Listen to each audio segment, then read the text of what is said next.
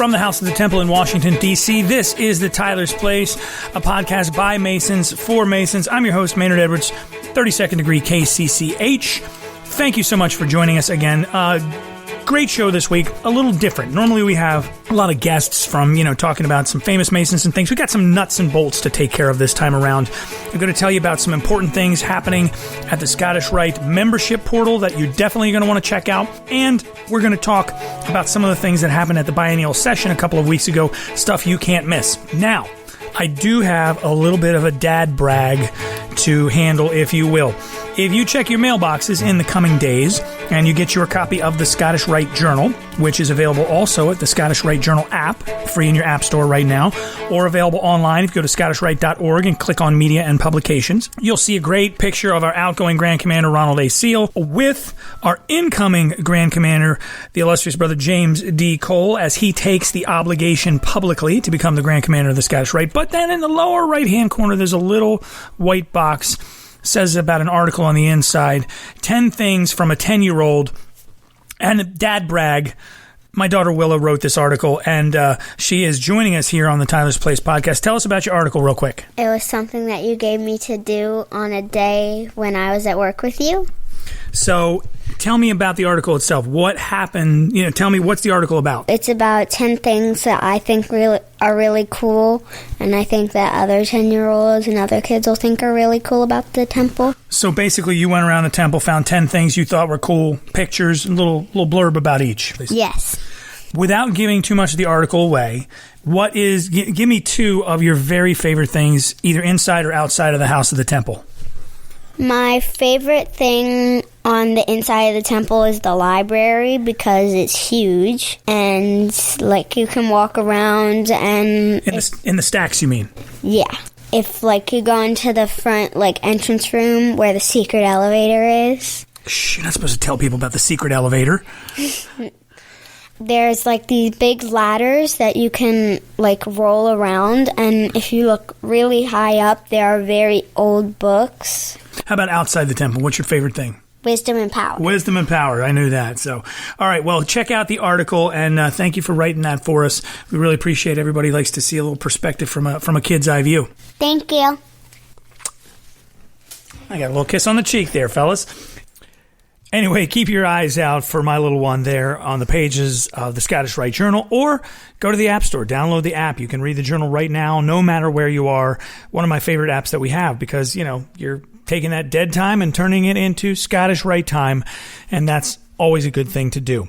Moving on, last month, I'm sorry, I think I broke a little bit of a promise to our listeners, and I said that during the biennial session, I was going to be bringing you some behind-the-scenes things and bringing you some things, and honestly, I was just so busy, I didn't get the opportunity to do that, so I'm making it up to you right now by bringing you some things that were recorded during the biennial session. One of the highlights of the weekend was a Q&A with my 2 favorite Masonic rock stars, of course, Grand Archivist Arturo de Hoyos, who will join us in studio in just a little while, as he does every month, and our managing editor for the Scottish Rite Journal, our resident statistician and magician, the illustrious S. Brent Morris. They did a Q&A, and it was really fantastic, and it was a chance to ask them questions and to get answers from those guys. It was really a fun time, and so I wanted to bring you some of that, and I'll be spreading this out over the next couple of episodes, but one of the big questions that they got in several different forms was about Cerneau Scottish Rite Freemasonry. Cerneauism. Is it still around? What is it? Have you ever even heard the term Cerneauism? Well, with the answer, here's Arturo de Hoyos and Brent Morris live from the stage during the biennial session. Well, Cerneauism is a generic term that we use today to refer to a type of Scottish Rite Masonry that asserts its authority through a French jeweler which immigrated to the United States following the slave revolts in the early 1800s, went up to New York by the name of Joseph Cerneau. He was a deputy of the Order of the Royal Secret and had been given a charter or a patent that allowed him to confer the Prince of the Royal Secret degree on one Mason per year in the part of Cuba that he lived in. Well, following the slave revolt, like many other people, he left Haiti and settled in New York, where he opened a jewelry practice and opened various Masonic bodies. He heard about the Scottish Rite Southern Jurisdiction. He copied the seal of the Scottish Rite. He didn't have all the degrees, we know, but what he did is created his own version of a Supreme Council, and that's a very long story, but I'll cut it short. As a result of that, an officer of the Southern Jurisdiction went to the north, investigated the Masonic bodies that existed there at the time, and wound up denouncing Cerneau and creating the Supreme Council Northern Masonic Jurisdiction, our sister jurisdiction in the north. This Cerneau organization fought with the regular Scottish Rite bodies in both the north and the south because it had established bodies in several places. And happily, in 1867, in Northern Masonic jurisdiction, they had a union, famously known as the Union of 1867, when the two competing bodies came together. This did not end Cerneauism, however. In the Southern jurisdiction, we had a similar event happen in 1855 when the New Orleans Cerneau bodies joined with the Southern jurisdiction to form our Supreme Council that exists today, but there are still residual bodies from these earlier Cerneau organizations. You want to add to that, Brent? The one thing that to me was an eye-opener, Baynard wrote a 2-volume history of the Northern Masonic jurisdiction back in the 1930s. He looked at the leadership of the Cerneau Supreme Council and the leadership of what became the Northern Masonic jurisdiction. At the top of the Cerneau Supreme Council was DeWitt Clinton, governor of New York. At the top of the Northern Masonic jurisdiction was Daniel Tompkins, vice president of the United States. Now, the insight that Baynard had is that Clinton and Tompkins had fought each other in political rivalry from dog catcher up to governor, up to vice president of the United States. They hated each other. He then looked at the second in command for each Supreme Council. One was the Attorney General for the state of New York, one was the District Attorney for the city of New York. They had fought each other from law clerk all the way up to their position. And then he looked at the number 3 men, the 2 number 3 guys, and they had fought each other all the way up. So imagine, if you will, one Supreme Council that is packed completely with Trump supporters, and another Supreme Council that's packed completely with Clinton supporters, with Clinton at the top of one and Trump at the top of the other. That was the type of rivalry you had. It really started out and had nothing to do with Masonic legitimacy, with Masonic regularity, with anything like that. It was pure, raw, bare-knuckled politics.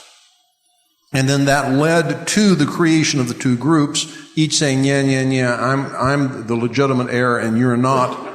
And then it continued on. Yeah, that's absolutely true. Really interesting. And when they hated each other, of course, it was in the most fraternal way. Oh, yes. And when they stabbed each other in the back, I'm sure they said, "Excuse me, brother, can you hold this knife for me?" That's right. Well, what is interesting is the fact that there was a period when the regular Northern Masonic jurisdiction was not active. And during that period, principally during the Morgan affair, the Cerneau Supreme Council was extremely active still. And so the only records that we have of high-grade Masonic activity during that time is during this Morgan period there. And so we like to look back and say, we won. Well, we are descendants of both of those organizations because they merged with us. Louisiana was the strongest Scottish Rite body in the South, and it was comprised of Cerneau Masons. And so Charleston was happy to merge with or accept the members from Louisiana. But what's amazing to me about this is how quickly they could set aside some of their differences for the good of Masonry, because in the end they realized that the only way to make Scottish Rite Masonry work was to set aside those kind of like private peaks that they have and form the Supreme Councils the way that they exist today. Yeah. And that now leads to the question, does Cerneau Masonry still exist? And the answer is kind of, sort of, almost, maybe, I think so, but I'm not sure. Art and I, in Committed to the Flames, that's the book that we wrote on the rituals that Robert Benjamin Folger had enciphered. The earliest English language versions of the rectified Scottish Rite rituals. In there, we were talking about Cerneau Masonry because Cerneau Masons were intimately intertwined with Folger and his writing. And one of as Art said, the two Supreme Councils merged in 1867. And then 14 years later, in 1881, the Cerneau Supreme Council was reactivated. Then eventually, a few years later, the rights to confer the degrees and manage the Supreme Council were sold to William Peckham. And the sales receipt still exists. You know, it was just a flat-out cash-on-the-barrel-head purchase of the Supreme Council by William Peckham. And so he's considered the last of a long line of illegitimate Grand Commanders. When he died in 1915, the assumption had been that Cerneau Masonry died with it. That's what Art and I wrote. However, there's more to the story. About 18 months ago, the Northern Masonic Jurisdiction got a stack of correspondence that they put in their library. Jeffrey Croteau, who's their director of their collections up there, published on their blog, and if you haven't signed up for the museum and library blogs of the two Supreme Councils, you need to do that. He published on there that in the correspondence was a 1951 letter from the Grand Commander of the Cerneau Supreme Council. Our jaws hit the table. We thought it died in 1915 with William Peckham. Apparently, he had transferred his authority to I don't know how many people, and at least based on this one letter and based on the letterhead, the Cerneau Supreme Council was still functioning in upstate New York. We don't know what happened after that. We don't know whether it died out with the death of this guy. Maybe it's one of those very quiet things that you go to Grand Lodge and someone comes up and says, Brent, after the banquet tonight at 11:30 in room 1472, there's going to be a special organizational meeting that we'd like for you to attend. Well, this type of thing goes on all the time. And so you show up and they say, we are the Cerneau Supreme Council. We have to be underground, and if you're willing to keep it quiet, we'll sign you up. Who knows? Who knows what's going on now? So it looks like the Cerneau Supreme Council lasted through at least the 1950s. Oh, and there's two other examples of it existing. I just saw published on Facebook, and of course Facebook is a great source of carefully researched and documented information. It showed the seal of a South American Supreme Council, and it said Antigua, ancient and accepted Scottish Rite, and down at the bottom it said Cerneau Ritual. Did you see that, Art? I did not. Okay, I'll have to find that for you and show it to you. So the Cerneau is continuing there. One of the other places it continues, if you visit Lodge in Pennsylvania and you take the Tyler's Oath, part of the Tyler's Oath is you have to affirm on the Bible in your honor as a Mason that you do not belong to any Cerneau body. We thought they were dead in 1915, but Pennsylvania is not going to take any chances. Illustrious Brother S. Brent Morris, 33rd Degree Grand Cross, along with our Grand Archivist and Tyler's Place podcast buddy, Arturo de Hoyos, 33rd Degree Grand Cross. A little Q&A. I'm going to bring you some more of that in the coming weeks, so keep your eyes on the podcast feed. It was a great time, and I'm excited to be able to share it with you here on the Tyler's Place. Speaking of sharing things on the Tyler's Place, this is some exciting news.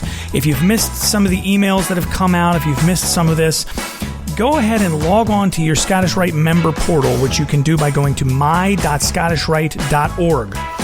One of the biggest complaints that Masons have in general is that when it comes time to pay your dues, we've all got to pay dues, we know that. When it comes time to pay your dues, all of them come due at the end of the year. Everybody wants to get a check sometime before December. And that's a little tricky, especially for those of us with families. And we've got, a couple lodges that we belong to, Scottish Rite, whatever other bodies we might belong to, all hitting right there at the holidays. So the Scottish Rite of Freemasonry, Southern Jurisdiction has responded. And if you're a member, there are two great things that you can do. One, you can go on and pay your 2020 dues now. So you can go ahead and pay those now if you log on to my.scottishrite.org. So you can take care of that here in September when there's not as much demand on those excess funds, if you will. And you can also set it up to auto-renew annually. So this means that every year, beginning in August, your credit card will be charged for your Scottish Rite dues for the coming year. So that way you don't even ever have to think about it again. You plug that information in there and you're good to go. You don't have to worry about, oh my gosh, did I remember to write a check? Did I go to the Valley? Did I log on? Did I take care of it? It will be taken care of automatically for you. Complete information is available at the member portal at my.scottishrite.org. Just click on My Valley and it will give you all the information. But go there, sign up for it. It's a great thing and it's going to allow you to manage your Scottish Rite membership a lot more easily. And hey, while you're there, there's some free stuff you can download. There's a couple of ebooks you can grab. There are some videos there. And also, make sure you update your information so we can always keep your Scottish Rite records up to date. Moving on, I wanted to bring you some more stuff that happened in and around the biennial session. This wasn't in the biennial session per se, but it happened close enough that I'm kind of going to count it as that. As many of you know, and many of you have seen the news and various entertainment websites, Dan Brown, the guy who wrote the Da Vinci Code, also the author of The Lost Symbol. The Lost Symbol, runaway bestseller, takes place inside the House of the Temple, in the building I'm sitting in right now. Well, Dan came to the House of the Temple last month to speak, and we have some great audio from him as well, and I wanted to share some of that. And the question that he was asked during a little Q&A he did with some folks here inside the House of the Temple was, as an author, do you ever start to research something and go down that road and then you find out, kind of a dry well, if you will? And here's what Dan had to say about that in this exclusive audio piece on the Tyler's Place podcast. That is a daily experience for writers. It's called wasted time. It's called a dead end. It's called, I guess I can't use that 37 pages I just wrote. It happens often. And the way, I'll just speak for myself, the way I get past that is I don't become too married to an idea until I've researched it entirely. If somebody says, oh, you know what, there's this really cool thing, I go and find out all the information I can about it before I decide to put it in a plot, because I have had the experience of writing about something and saying, I'll go research the specifics later, and then you research the specifics and you think, I can't use this. It's not accurate. It's not nearly as interesting as I'd hoped. I should just, as a caveat to that, I had the opposite experience writing Origin. My last book was called Origin, and there, for anyone who's read it, there is a building in Barcelona. It's a church with I don't want to ruin it, but there's a church with a very interesting modern creation inside it. And I thought, that can't possibly be true. It's as if the Lord came down and touched that spot on earth and created the perfect finale location for this novel. And I went and saw it, and it turned out to be twice as fascinating as I ever hoped. So it works the other way too. In a lot of ways, Dan Brown is responsible for some of the early 2000s interest in Freemasonry and a little bit of a Masonic renaissance by highlighting some of the mysteries and having some fun with Freemasonry. And so it was great to hear him speak inside the House of the Temple, and I'm going to give you some more of that in the coming weeks and months. So stay tuned to the Tyler's Place podcast feed for more of that. In the meantime, our Grand Archivist, Arturo de Hoyos, has joined us. And, Art, now that we've got session behind us, we turn our attention to the fall, and a lot of valleys are gearing up for fall reunions. But the reunions are not the only way that the degrees have been conferred. I mean, famously, Albert Pike got his degrees. Mackey read them to him in a bar. And I've just got this picture of these two guys sitting on bar stools like my grandfather and my dad sitting there sharing drinks and talking this stuff over. I don't know how the exact setting was, but the idea of the couple times a year reunion isn't as old as the Scottish Rite. No, not at all. In fact, if you look at the earliest accounts we have, some of the degrees were conferred individually. And remember, the Scottish Rite is really the child of the Order of the Royal Secret, the 25-degree system created by Stephen Moran. And what it appears is that the officers of those organizations and their sublime lodges of perfection, the Scottish Rite degrees were at one time commonly called sublime or ineffable masonry. The first 14 degrees are the ineffable degrees, of course. And what it looks like is that they would meet on small occasions, like in a lodge or in a person's home. Somebody had a space large enough, and do individual degrees. But that wasn't always the case. It could be that you could get a series of degrees, or even that degrees were communicated to you en masse, and you could pay for the privilege of transcribing them, almost in a kind of like a scriptorium. Somebody would read the ritual to you, and you could transcribe it, or you could borrow the manuscript and have your own copy of it. But these things kind of evolved. In the 1820s, they were still really kind of like trying to figure out what the Scottish Rite was going to be. Then we had the Morgan Affair come. Then the Scottish Rite is revived, and Mackey brings in Pike. And it's during Pike's tenure, primarily in the latter part of the 19th century, when we start staging. And it's really something that the Northern Masonic jurisdiction really did more than we did. Pike was not in favor of a lot of pomp, and so he wanted intellectual content in his degrees. And that's not saying that the Northern Masonic jurisdiction didn't want that also, but they had this notion of making it a production. And so they did really well. My friend Wendy Wazet Barrett has written a good article in one of the volumes of Herodom on this early staging of the Scottish Rite. And she's an expert at restoring like sets and design and stuff like, the drops in the Scottish Rite. And that really tells the story of how the people who created those sets, in a way, drove the way that the Scottish Rite degrees would be conferred. Because if you have the materials to put on a performance, it makes it much more interesting, of course. And so we've come to adopt that beginning in the late 1800s and especially up through the early 1900s. And so what we do today is really just part of our cultural heritage that began at the perfect time when this technology was developed.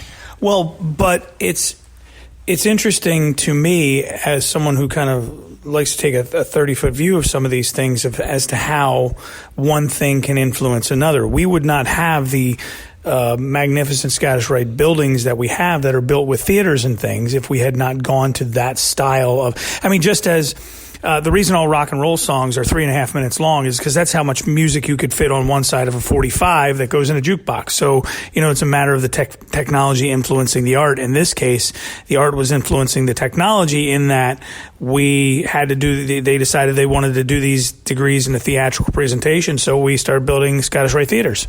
Right. Well, really one hand washes the other in this way. In the early Blue Lodges also, there was primitive technology that was used that way, the same as in theaters. For example, in some places, they still employ a device that was used 200 years ago in the States. And it's a kind of a metal channel through which they, in the ceiling or the rafters of the lodge room, through which they would roll a cannonball, and it creates a sound like thunder. And those were used famously in theaters in the 17 and 1800s. And then again, as I say, in Blue Lodges. Well, what we did is we really just had a massive extension of this by the technology that developed so that people could bring together everything like Pepper's Ghost, for example, for the 30th degree, or I should say for the Kadosh degree, where you have these kinds of technologies coming together. And there are places today, I think Houston, for example, that has much more updated technology where they're using screens to project the images on. But still, we're in that kind of a theater setting, which is really interesting because it's more immersive than simply conferring the degrees like you would in a Blue Lodge. It is. It can be more immersive, but I think that if you have witnessed and I'm one that does this, I see degrees in a theater setting, but I've also watched a lot of degrees up close in a lodge setting. And I think I get a little something different out of each one because one's into your face and one is more of a, I don't know. It's the difference between watching something at home and having a more intimate experience with it on television versus going to the theater and having an experience where you're out with more people.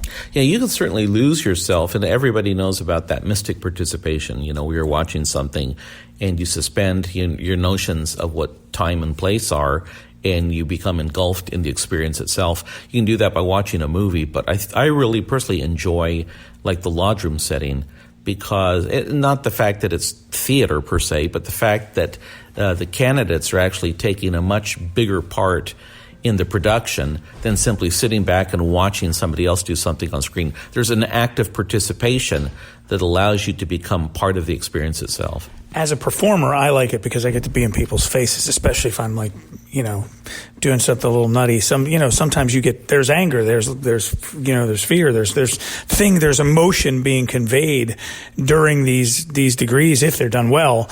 And if it's nothing better than being in somebody's face and like, especially a new guy, he's bright-eyed, bushy-tailed. He came in that morning, he's so excited, and now I'm terrifying him. I'm like, good, I'm doing my job today. It's a good thing. So that's a fun part. Well, thank you for that chat. It's nice to get a little historical perspective, because I know a lot of guys are out there rehearsing. And if you'd like to share some details of your reunion experience of what you guys are doing, please email us. We'd love to hear about it. podcast@scottishrite.org. But all of this is just a precursor to the main event, a trivia question for September 2019. Oh, gosh. Okay, a trivia. Okay. We're all aware that Frederick the Great, or Frederick II, was considered to be the father of the Scottish Rite in the constitutions of 1786, which I believe are mythical. In fact, I will, because you've mentioned that, I have, during the Q&A this came up during the Q&A, during the biennial session. I have a recording of it. We'll put that out separately so folks can listen to that, because it was a great discussion. Okay. But let's focus on something else he did. Which other Masonic organization, not that he created, I think we discussed this one time, but what other Masonic organization did he actually protect? He was actually the protector of Freemasonry, specifically by issuing a letter of protection for a Masonic organization. If you think you know the answer, write your answer on one side of a $100 bill in very small print and mail it directly to Maynard and Art at the Sprint. No, I'm kidding. Send us an email at podcast@scottishrite.org or shoot us a message in the Scottish Rite app, which is free in your app store right now. And if you do that, we're going to gather them up all at the end, and we'll pick out a winner, and you'll receive one of Arturo de Hoyos' great books. And just remember, as Art tells us at the end of every show, it doesn't matter when you submit your answer, because we don't select the winner until right before the podcast, so everybody has a fair chance. Johnny Olson, eat your heart out. All right, everybody. Thank you guys so much. Art, thanks. We'll see you in a couple weeks. Sounds good. That is indeed going to wrap things up for September 2019 on the Tyler's Place podcast. I am your host, Maynard Edwards, 32nd degree KCCH. If you've got a story you want to share or a great Scottish Rite Mason you want us to highlight, send me an email, podcast@scottishrite.org. That's the email address, or grab that Scottish Rite app out of the App Store. It's free. It's in your smartphone. It's brothers only. You can grab that right now and say hi to me on there as well. And as always, if you're interested in Freemasonry or you'd like to become a Scottish Rite Mason, hit that email address, podcast@scottishrite.org. I'm Maynard Edwards, and I'll catch you next time right here on the Tyler's Place.